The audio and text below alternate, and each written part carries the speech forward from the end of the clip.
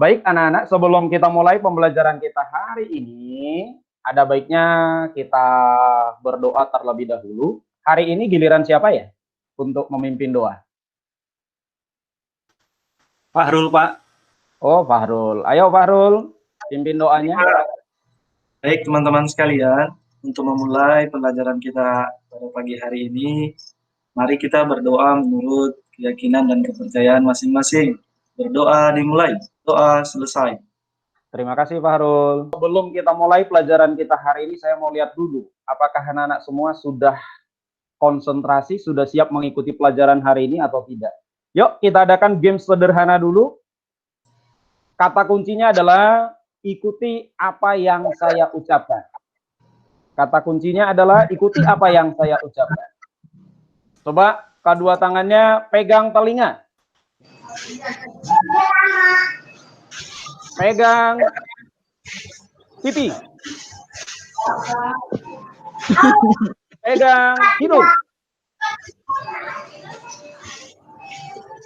Tepuk tangan buat kita semuanya. Ada yang ingat materi sebelumnya? Medan magnet, Pak. Wih, mantap. Iya, jadi kalau di materi sebelumnya, kita sudah mempelajari yang dinamakan dengan medan magnet di sekitar kawat berarus. Medan magnet di sekitar sebuah solenoida. Nah, sekarang pertanyaannya adalah, kalau misalnya peristiwa ini kita balik, misalkan Bapak punya kawat, lalu punya di sini ada magnet. Pertanyaannya, bisa nggak kita hasilkan arus listrik di kawat ini menggunakan magnet-magnet yang ada di sini? Yang bisa jawab? Ya nggak bisa, Pak. Gimana caranya ya? Nggak bisa ya? Baik, coba simpan dulu, pegang dulu jawabannya ya. Nah, kita masuki materi kita yang baru, yaitu materi induksi elektromagnetik. Adapun KD yang akan kita pelajari di sini, kompetensi dasarnya adalah menganalisis fenomena induksi elektromagnetik dalam kehidupan sehari-hari, melakukan percobaan tentang induksi elektromagnetik, berikut presentasi hasilnya di dalam kehidupan sehari-hari. Dengan tujuan, melalui pembelajaran ini, yaitu dengan mengamati, menanya, mengumpulkan informasi, mengolah informasi, dan mengkomunikasikan hasil mengolah informasi dengan model pembelajaran based learning. Saya berharap anak-anak semua mampu memahami konsep GGL induksi, transformator, induktansi diri dengan rasa nasionalisme, mandiri, integritas, gotong royong, dan peduli dengan lingkungan. Baik, yang pertama kali coba perhatikan dulu gambar ini. Gambar apa ini? Dinamo sepeda, Pak. Tahu nggak? Ini prinsip kerjanya bagaimana? Saya, Pak. Ya, Agatha. Kalau sepedanya di kayu, dinamonya berputar, kemudian bisa menyalakan lampunya, Pak. Bagus. Ada yang lain yang bisa menjelaskan? Oke, biar lebih paham, mari coba kita lakukan sebuah percobaan sederhana. Tapi kali ini kita tidak bisa melakukan percobaan secara langsung, tetapi Bapak akan mengajak anak-anak semua ke lab virtual. Linknya sudah saya buat di dalam LKPD yang sudah saya kirimkan di Google Classroom. Bisa kamu buka Google Classroom-nya, coba kamu lihat di sana LKPD. Di dalam LKPD-nya sudah Bapak siapkan ada sebuah link. Linknya itu tentang virtual lab. Nah, itu kamu buka, namun ini dikerjakan secara berkelompok. Saya akan breakout room-nya, kamu semua bergabung di dalam room kamu masing-masing, berdiskusi di dalam kelompoknya, menggunakan percobaan yang ada di virtual lab ini. Bapak akan memberikan waktu 30 menit untuk kamu melakukan praktikum sederhananya, dan Bapak akan melihat, memantau dari sini setiap roomnya untuk melihat keaktifan kamu. Silahkan dimulai. Bagaimana kelompok yang A, ada kendala di dalam melaksanakan percobaannya? Tidak ada, Pak. Oh, tidak ada. Bagus. Lanjutkan ya. Selesaikan sampai ketemu kesimpulannya ya. Iya, Pak. Untuk kelompok C, gimana ini? Ada kendala di dalam melakukan praktikumnya? Ada yang kurang jelas di dalam langkah-langkah kerjanya? Masih proses, Pak. Oke, anak-anak, sudah saya kembalikan ke room utama. Ini sudah saya gabungkan kembali semuanya karena waktunya sudah habis. Sekarang kita akan presentasi. Yo, kelompok siapa dulu yang siap untuk pertama kali presentasi? Kelompok C boleh, Pak? Oh, kelompok C. Bagus, silakan kelompok C. Kami membahas faktor apa saja yang mempengaruhi besarnya GGL induksi.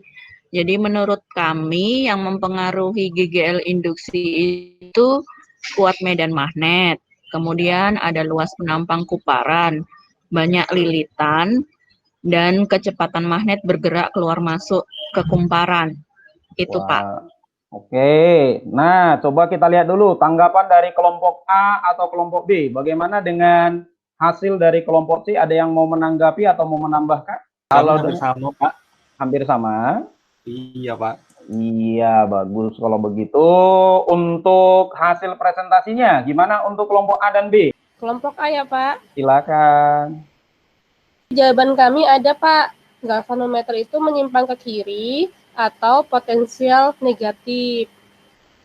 Kemudian, ketika magnet digerakkan masuk ke dalam kumparan, di dalam kumparan terjadi perubahan medan magnet. Dari tidak ada menjadi ada, sehingga menyebabkan adanya arus induksi di dalam kumparan sehingga jarum galvanometer menyimpang. Oke, berarti kalau tidak ada lagi yang menanggapi, coba dari praktikum ini, berarti apa yang bisa kita simpulkan? Saya coba jawab Iya, ya, Pak. boleh. Yang pertama, GGL induksi adalah tegangan listrik yang timbul pada ujung-ujung kumparan karena adanya perubahan medan magnet yang memasuki kumparan. Iya, bagus. Berarti dari sini bisa kita lihat, ya, dari hasil percobaan ini bisa kita lihat bahwa GGL induksi itu dia sebanding dengan perubahan flux yang terjadi. Ini yang dinamakan dengan hukum Faraday. Persamaannya bisa kita lihat dia itu dalam bentuk GGL induksi itu sama dengan minus N dikali dengan kecepatan perubahan flux. Nah, flux inilah yang dipengaruhi oleh medan magnet dan luas penampangnya tadi.